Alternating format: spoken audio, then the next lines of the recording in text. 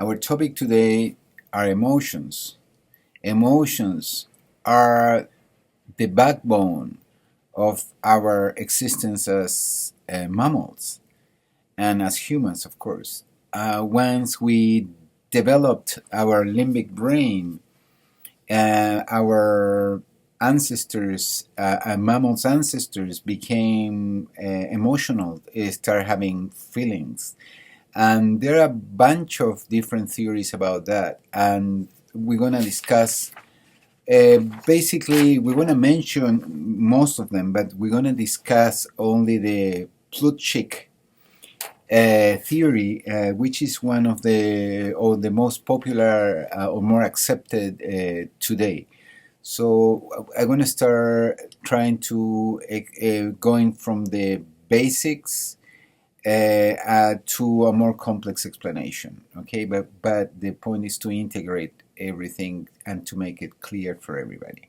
As you can see, we have here 15 theorists: Plutchik, Arnold, Ekman, Friesen, and Ellsworth, Frege, Gray, Izzard, James, McDougall, Maurer, Audley and Johnson Laird, Panksepp, Tompkins, Watson, and Winner and Graham. Now, for each one, as you notice, we have different definition or different description or different enumeration of emotions. So you can see that not every single theorist locate the same emotions for humans. So what we have here is that, for example, Plutchik, acceptance, anger, anticipation, disgust, joy, fear, sadness, surprise. But if we go down to James, for example, we only have fear, grief, love, and rage.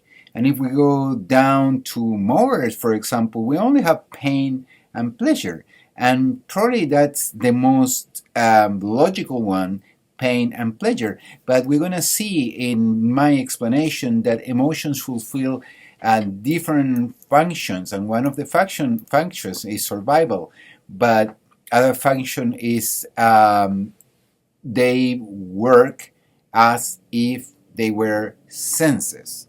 So that's why they are mammalian, because we are much more subtle when we use our emotions. So our emotions are not something that we want to eliminate, because our emotions are something that belong to our condition, to our mammal condition, and to your superiority condition in relation to insects or reptiles or those kind of beings that they do not have the limbic or the cortex or the amygdala in order to exercise their life. It's very important to understand this concept of mammals having emotions, because mammals take care of their babies in a completely different way than insects or reptiles. The very fact that insects and reptiles, they lay eggs, makes a complete difference, because the mother of a mammal have the baby in their own, or the babies in their own womb. And that means that she is carrying this baby and she's developing love and affection in normal circumstances, obviously. So that's a basic treat for the development of emotion. Some reptiles and birds take care of their babies, and they stay there and they work with them until they fly, and the relationship is shorter and is neat and clean, and they help their children as well. Nonetheless, the brain of them, the primitive brain that this animal have, make them do this thing according to the research we have, making do the thing in a mechanical way. It's not that they are developing a particular decision in order to exercise these feelings, but just they make it like because it's kind of a run program in a computer. That's all, according to the theories we have, that's how it works. So Robert Plutchik come with 8 different emotions. If we start from above, we start with joy, then clockwise trust, fear, surprise, sadness, disgust, anger, and anticipation. There are 8. Now, the combination of 2 of these emotions, if they are, for example, the combination from joy and trust, going to give us love. And from trust and fear, it's going to give us submission. From fear and surprise, awe, surprise and sadness, disapproval, sadness and disgust, remorse, disgust and anger, contempt, anger, anticipation, aggressiveness, anticipation, and joy, optimism. So if we go to the tip of the petals, we're gonna go from, for example, in admiration, trust, acceptance, the green one, or the even greener than that, terror, fear, and apprehension. Or if we go to the side of rage, anger, and annoyance, you can see how while we are getting away from the center of the flower, we are like making the feeling less strong. So for this particular society we live in, we tend to think of emotions that they can be a problem for civilized life, because emotions can introduce a factor of noise into a procedure, into an operation, into a situation.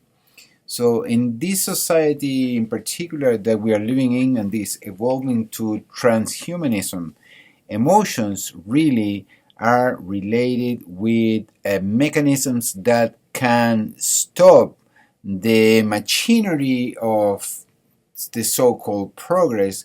But basically this machinery of progress is the reification, the transformation in objects of subjectivity. Although it's an agenda that is openly expressed when we hear, even in movies, when we hear that that person is too emotional, or women are too emotional, or kids are too emotional, so being emotional, it's a problem. Although that's from the perspective of a mythical world, which I'm going to analyze in another video soon.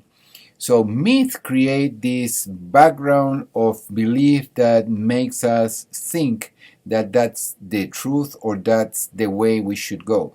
But actually myths are culturally created.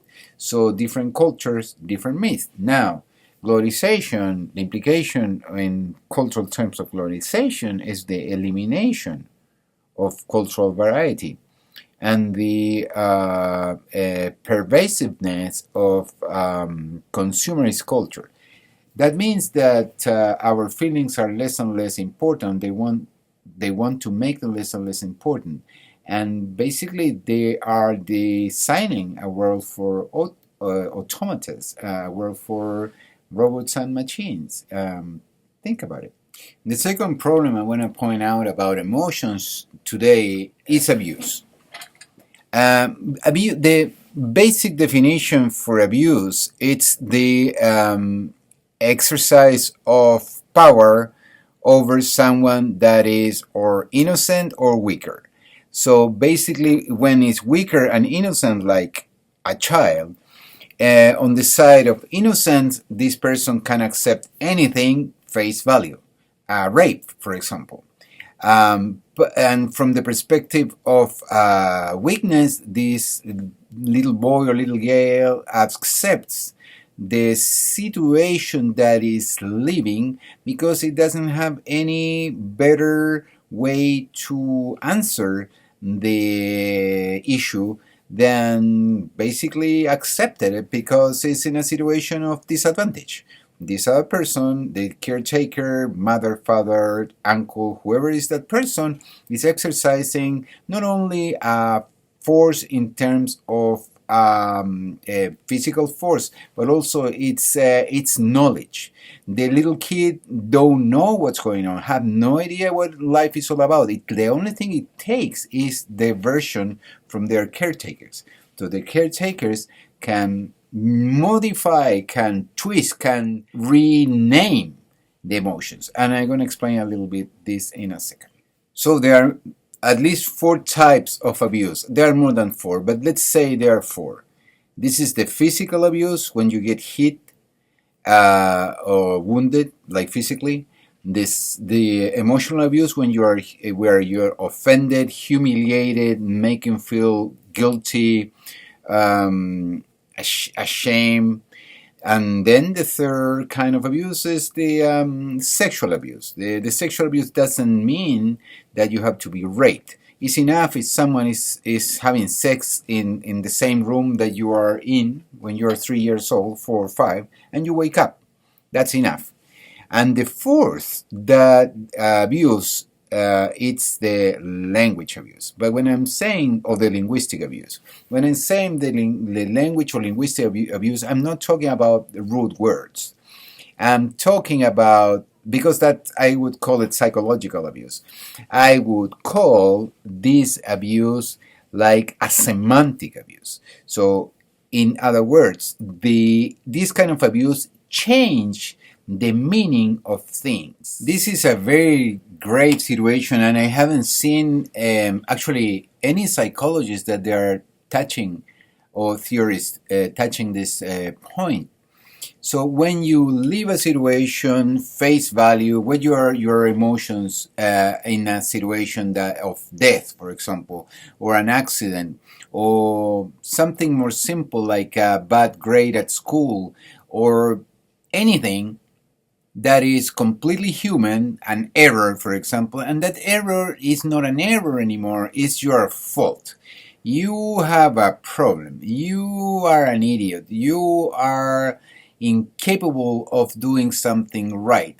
You are indolent. You are not responsible. You are a lot of things that basically are in the mind of the abuser, but the situation that you confronted and the feelings that you have in that particular situation were completely different to the one that this person or people are pushing into you. But since authority and power is more relevant than your own consciousness at that particular moment, because your consciousness is just like an open eyes, like waiting for what's going on, or maybe you have so many experience like that you know what's going on and you better shut up, and you want to internalize those feelings with the name that the abuser is giving to you. But then, since we following perception, since we storage memories with feelings, we're going to storage those memories with the wrong feelings, because the feelings that we have are being imposed by force, by authority, even by our own trust in our caretakers. So what we feel became wrong, became useless, became not acceptable. And the feelings that the abuser gave to you are the ones that you're supposed to have.